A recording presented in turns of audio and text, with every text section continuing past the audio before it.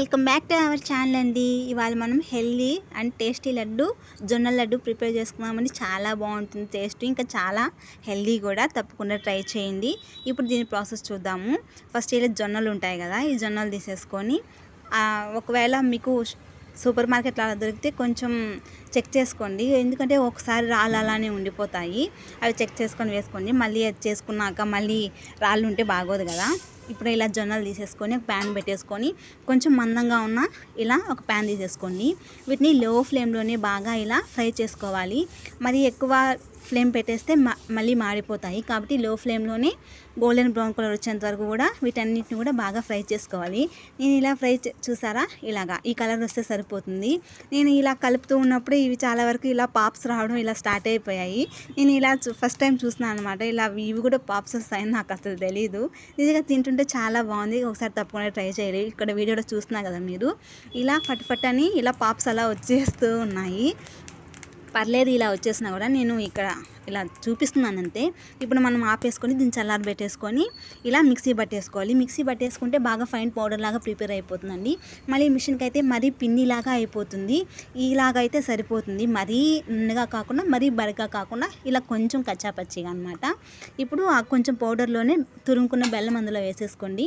ఎందుకంటే ఇలా గడ్డ లేకుండా మనకు మిక్సీ పట్టేసుకుంటే బెల్లం అనేది ఆ పౌడర్లో బాగా కలిసిపోతుంది. ఇలా చూసారు కదా, బెల్లం అంతా కూడా ఇలా పౌడర్లో బాగా కలిసిపోయింది.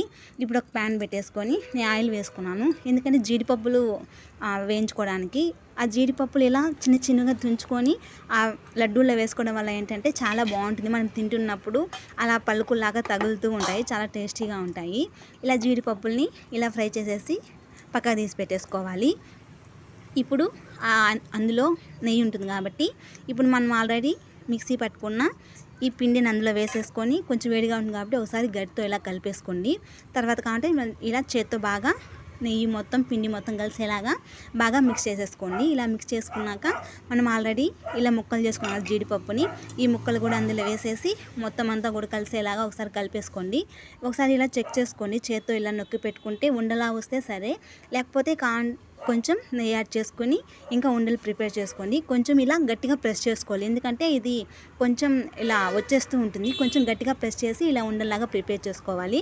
నిజంగా అంటే చాలా బాగుంటాయండి అండ్ చాలా హెల్దీ కూడా. జొన్నలు హెల్త్కి చాలా మంచిది అసలు. ఇలా మొత్తం అన్నిటిని కూడా ప్రిపేర్ చేసేసుకుంటే మన హెల్దీ అండ్ టేస్టీ లడ్డు జొన్నల లడ్డు ప్రిపేర్ అయిపోయింది.